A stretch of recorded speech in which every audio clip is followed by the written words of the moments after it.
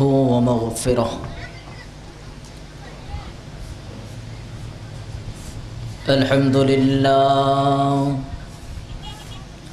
الحمد لله رب العالمين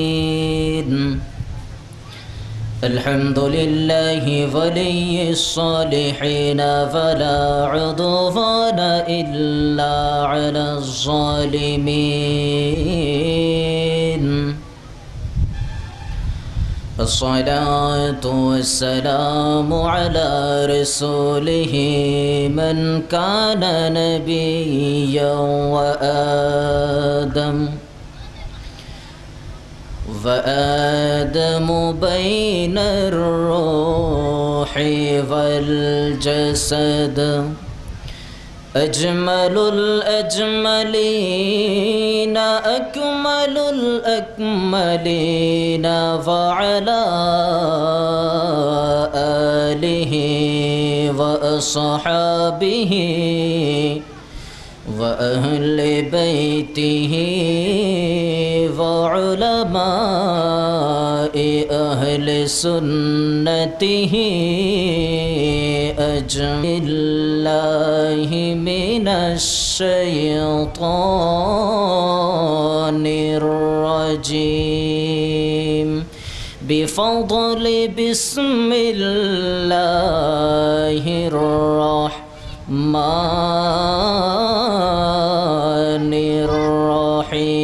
الرحيم ألا إن أولياء الله لا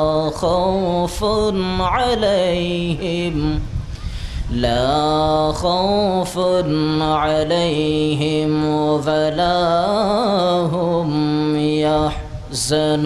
يحزنون صدق الله المولانا العظيم وصدق رسوله النبي الحبيب الكريم ونحن على ذلك لمن الشاهدين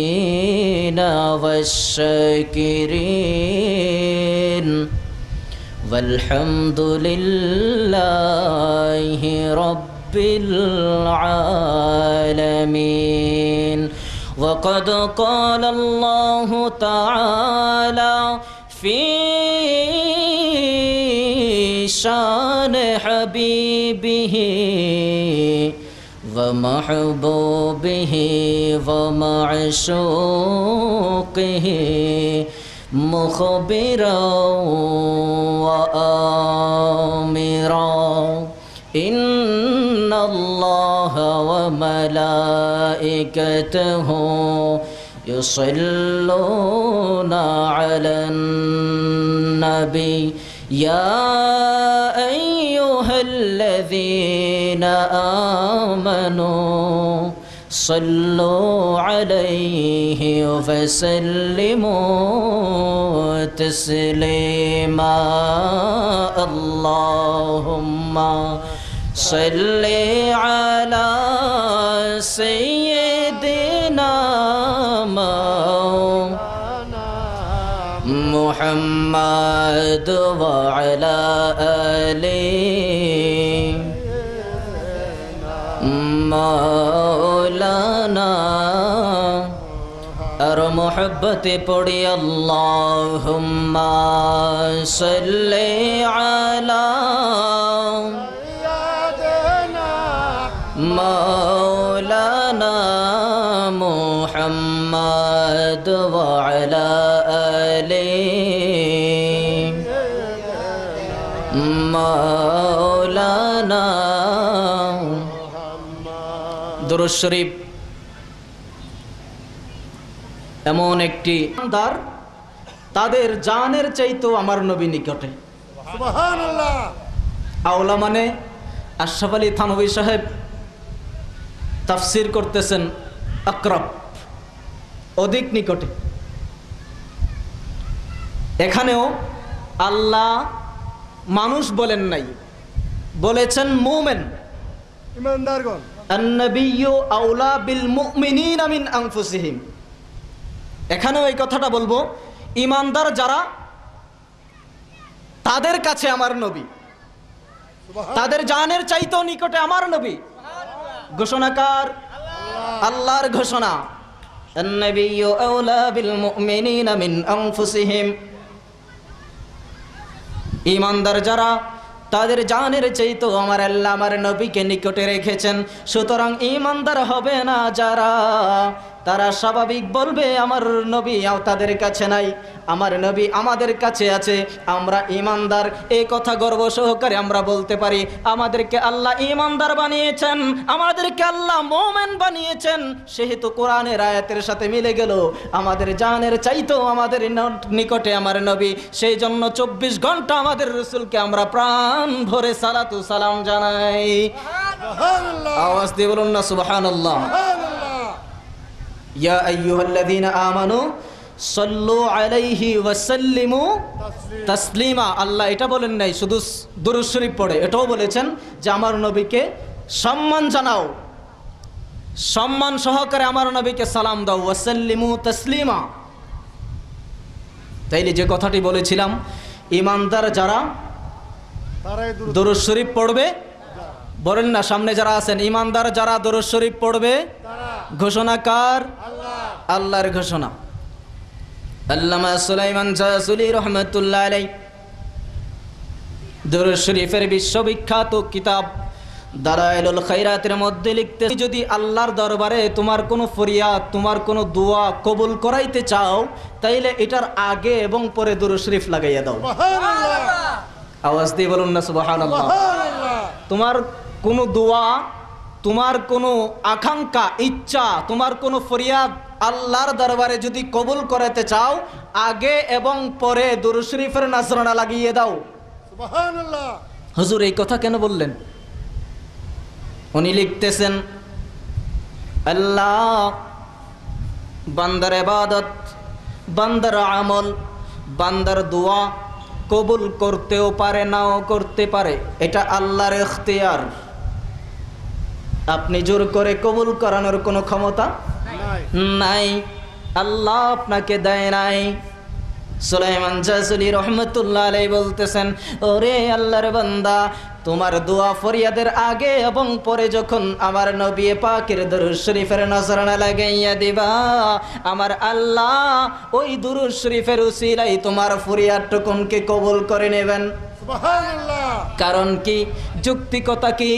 যৌক্তিকতা হলো এই, আল্লাহ পাক রব্বুল আলামিন প্রত্যেকটা দুরূদ শরীফকে কবুল করেন, প্রত্যেকটা দুরূদ শরীফ কবুল করেন, অবশ্যই কবুল করেন।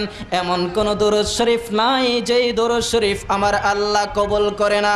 ওরে আল্লাহর বান্দা, ও নবীর উম্মত, তোমার চাহিদার আগে এবং পরে যখন আমার নবীর দুরূদ শরীফের নজরানা লাগাইয়া দিবা রে, দুরূদ শরীফ আল্লাহ আগেরটা কবুল করবে, পরেরটা কবুল করবে, মাঝখানেরটা কবুল করবে না। এটা হতে পারে না। আমার আল্লাহ এমন কাজ করে না। আগেরটাও কবুল করবে, পরেরটাও কবুল করবে, মাঝখানেরটা নেবে না। আমরা নিতে না পারি, শুরুতে নিলাম, শেষ দিক দিয়ে নিলাম, মাঝখান দিয়ে নিলাম না। এটা আমাদের বৈশিষ্ট্য হতে পারে, কিন্তু আল্লাহ শুরু থেকে নিবে, শেষ থেকেও নেবে, মাঝখান থেকে নিবে না। এটা আল্লাহর বৈশিষ্ট্য হতে পারে না। তো আল্লাহ যখন প্রথমটাও নিবে, শেষেরটাও নিবে, প্রথমটা এবং শেষেরটার সাথে সাথে মাঝখানেরটাও কবুল করে ফেলবে। সেই জন্য সুলাইমান জাসুলি বলতেছেন, তোমার ফরিয়াদ যদি আল্লাহর দরবারে কবুল করাইতে চাও, ওই ফরিয়াদের আগে এবং পরে আমার নবী মুস্তাফার দুরূদ শরীফের নজরানা লাগাইয়া দাও। জুড়ে বলুন সুবহানাল্লাহ। শুধু তাই নয়, আরেকটা হাদিস শরীফ জানেন, বান্দার সকল আমল আসমান এবং জমিনের মাঝখানে ঝুলন্ত অবস্থায় থেকে যায়। কোনো বান্দার আমল আসমান এবং জমিনের মাঝখান থেকে উপরে যায় না যতক্ষণ পর্যন্ত দুরূদ শরীফ পড়া না হয়। জোরে বলুন সুবহানাল্লাহ। যখন দুরূদ শরীফ পড়া হয়, দুরূদ শরীফ ধাক্কা দিয়ে ওই আমলকে আল্লাহ পর্যন্ত পৌঁছায় দেয়। জোরে বলুন সুবহানাল্লাহ। সেই জন্য নামাজের মধ্যেও দুরূদ শরীফ পড়তে হয়। ঠিক। নামাজ কার জন্য?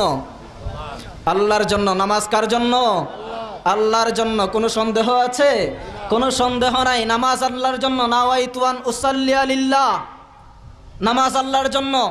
আমরা তাকবীরে তাহরিমা বাদি আল্লাহর জন্য, সানা পড়ি আল্লাহর জন্য, সূরা ফাতিহা পড়ি আল্লাহর জন্য, সূরা মিলাই আল্লাহর জন্য, রুকু করি আল্লাহর জন্য, সেজদা করি আল্লাহর জন্য, সব কিছু আল্লাহর জন্য।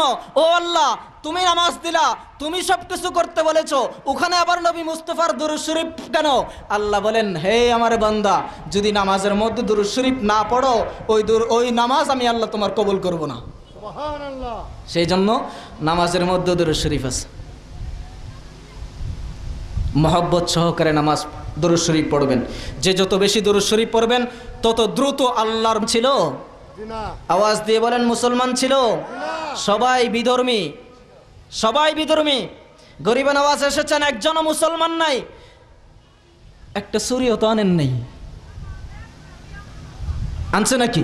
যে বিধর্মীদের দেশের মধ্যে যাইতেছি ইসলাম প্রচার করতে গিয়ে এই ইহুদিরা, এই হিন্দুরা আমার উপর আক্রমণ করতে পারে, এটা বিবেচনা করে, এটা ভেবে কি গরিব নওয়াজ কোনো ধরনের ছুরি সাথে করে নিয়ে এসেছেন? আনেন নাই। এই ইতিহাস আজ পর্যন্ত কেউ পায় নাই। ছুরিও আনেন নাই, একটা ঢালও আনেন নাই, তলোয়ারও নাই। কি নিয়ে আসলেন? কি নিয়ে আসলেন? রসুলে পাকের আদর্শ, রসুলে পাকের আদর্শ। আদর্শ। যেই আদর্শের মাধ্যমে হিন্দুরা গরিব নওয়াজের কাছে এসেছে, যেই আদর্শের কারণে ইসলাম ধর্ম গ্রহণ করেছে, সেই আদর্শের নাম হলো ইসলাম। আল মুসলিমু মান সালিম আল মুসলিমুনা মিন লিসানিহি ওয়া ইয়াদিহি। মুসলমান তাকে বলা হয় যেই মুসলমানের হাত থেকে আরেক মুসলমান নিরাপদ, যেই মুসলমানের মুখ থেকে আরেক মুসলমান সম্পূর্ণভাবে নিরাপদ। রসুল বলেন সে হলো মুসলমান। এর বিপরীত একজন মুসলমান আরেকজনের মুসলমানের উপরে হাত দিয়ে আঘাত করবে, মুখ দিয়ে আঘাত করবে, এর নাম মুসলমান না। তো ইসলামের সংজ্ঞা যখন এখানে, তখন তুমি বোমা মেরে কিভাবে আরেকজন মুসলমানকে শেষ করে দিচ্ছ?